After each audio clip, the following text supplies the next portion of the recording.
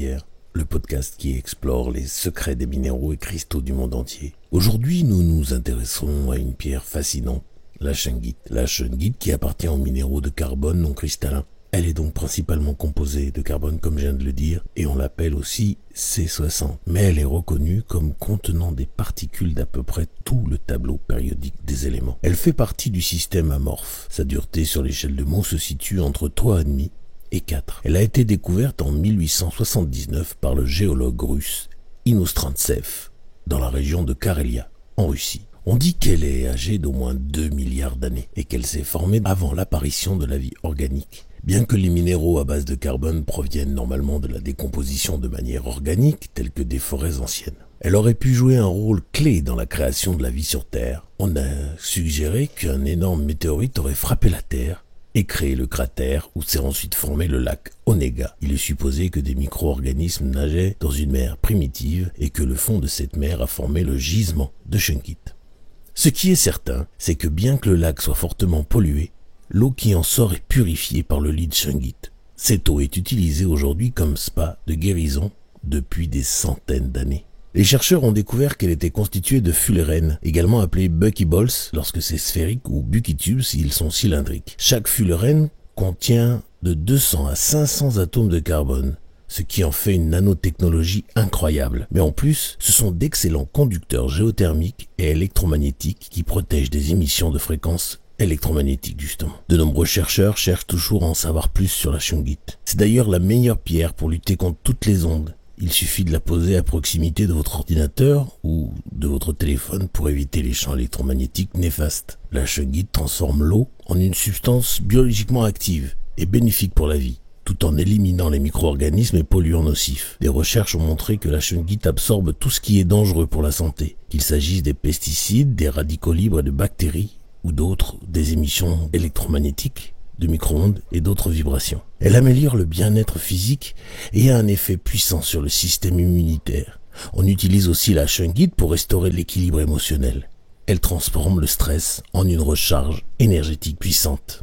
Pour les insomniaques, il est conseillé de placer une pyramide de shungite près du lit. Cela fonctionne aussi sur les maux de tête et ça élimine les effets physiologiques du stress. La shungite aide le métabolisme cellulaire, les neurotransmetteurs, le système immunitaire, digestif et les systèmes de filtration. Elle améliore la production d'enzymes et soulage la douleur. On appelle la shungite le remède universel parce que c'est un détoxifiant, antioxydant, antibactérien, anti-allergique, anti-inflammatoire, etc., etc.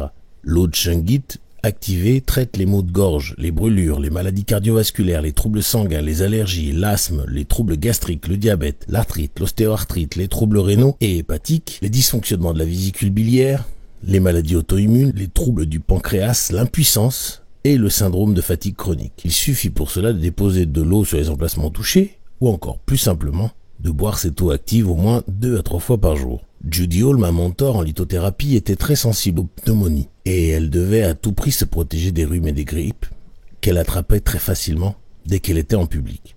Après avoir consommé 2 litres d'eau activée par la shungite tous les jours, elle n'a eu qu'un seul petit virus de la toux sur 3 ans. Pour activer l'eau, la shungite doit être immergée dans l'eau pendant au moins 48 heures. En gros, vous remplissez des cocottes de 10 litres à 20 litres d'eau et vous laissez un gros œuf de shungite à l'intérieur pendant 2 jours.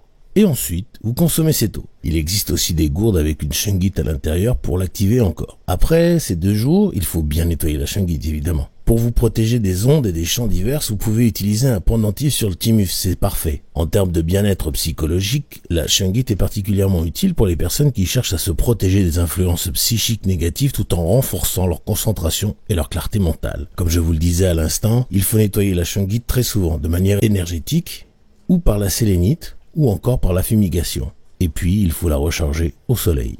Elle permet de nettoyer les cristaux en absorbant les énergies négatives et parasites, mais vous devez la nettoyer par la suite, donc autant nettoyer vos cristaux directement. Je conclus la liste des bienfaits de la shungite en vous disant que certaines études suggèrent également son potentiel à améliorer l'élasticité de la peau et la densité osseuse. Je vous ai quasiment tout dit à propos de la shungite, en même temps ce n'est pas compliqué puisque certains lithothérapeutes ont même cessé d'utiliser d'autres cristaux et font tout uniquement avec la shungite. Cela ne risque pas de m'arriver, je n'arrive pas à m'expliquer pourquoi, mais je n'ai aucun attrait pour cette pierre. Même si je n'ai rien à dire sur la pyramide que j'ai eue pendant un moment, et puis on me l'a volée.